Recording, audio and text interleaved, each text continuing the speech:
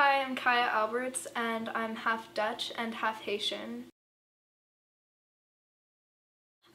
So I'm first generation American, and my grandmother came here from Haiti about 32 years ago, and my dad came here from the Netherlands 15 years ago, and I've been living in California all my life, and I am pretty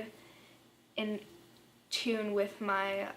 European roots and not so much my Caribbean roots, mainly due to racism and discrimination that I faced while living in America. Cultural expression means that we can freely practice our traditions that have been passed from generation to generation and practices that have been going on in our family that tie back to our roots, not just from America, but from overseas. Very much so. Like I said earlier, I am not so in touch with my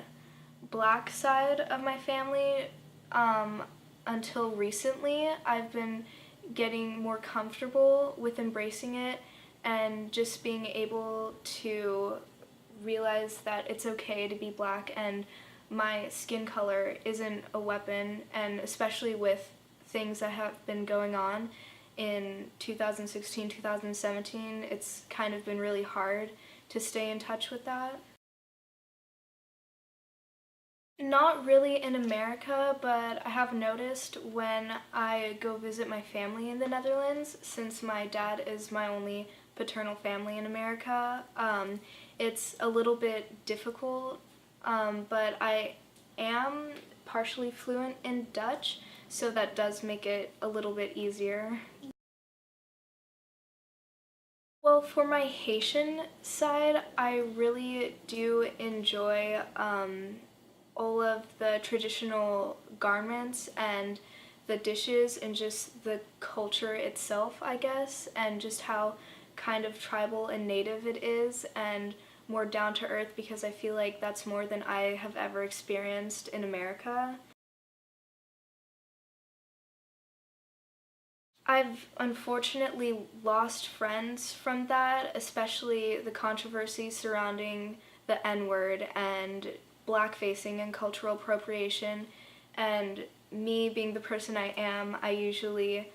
like to say like I'm not comfortable with that, and usually they don't respect it, which is pretty unfortunate. But yeah, I've just had people tell me like racist things against black people and then say, oh, not you, I mean, you're half white, so it's fine. And so I kind of feel like that's that discrimination is really damaging, especially to younger people, that teaching them that if you're half white, then it's okay to experience these racist slurs and not say anything about it. Growing up in America has kind of desensitized me to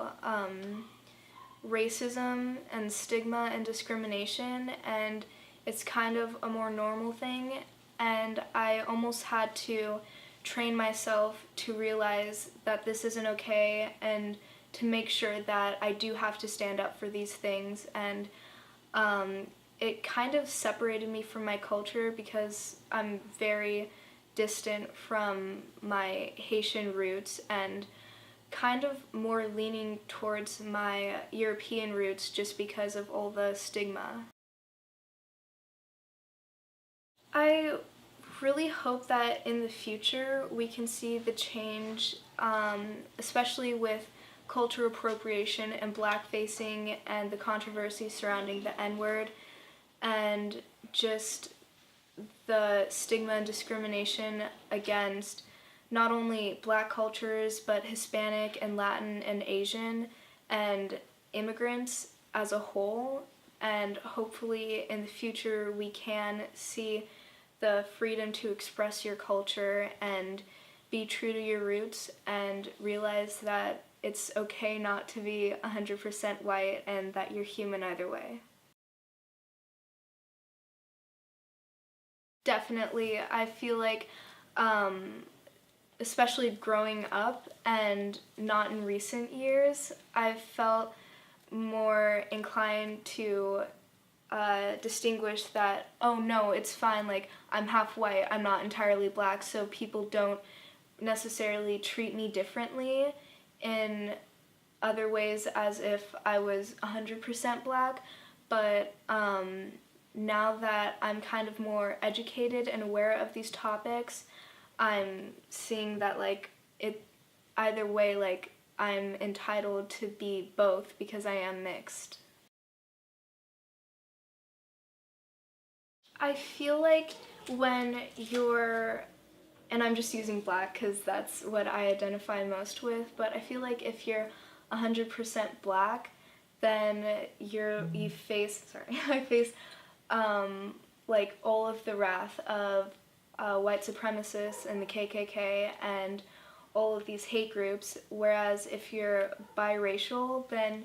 you're kind of like in between, like feeling the hate and also white privilege. Like, for instance, for me, when people say like something racist and they're like, oh, not you, like, you're half white, like, not your kind, then it's like just as equally racist, because that seems like the only way that I could be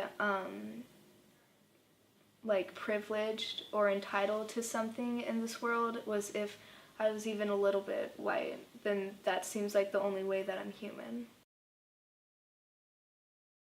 Oh yeah, definitely. I feel like, especially in middle school, before I got into high school, it was kind of like, oh, who do I hang out with? Like, I'm too white to hang out with black people, but I'm too black to hang out with white people and stuff like that, and that's kind of how I felt. But especially when I got into high school, I kind of realized, like, it doesn't matter what my ethnicity is, like, I can hang out with the people that are the same as me and stuff like that. But yeah, definitely. And like the N-word, like, personally, I don't think anyone should say it, but there's definitely, when I talk about it, like when I go like on a Snapchat rant and I'm talking about how people shouldn't say it, then people are definitely like, wait, like, you're black, like, you can say it. It doesn't mean that it's an okay word. Either way, if you're white or black or somewhere in between or whatever race, it doesn't necessarily matter. And this discrimination needs to stop before America and the world entirely can really move on and get to other issues, because this is currently one of our biggest issues. And just like this video, for instance, it's black and white, and if you didn't know me and if you weren't looking at me right now, you wouldn't know if I were black or white or what race I was, and that shouldn't matter, because either way you can obviously see I'm human just like you.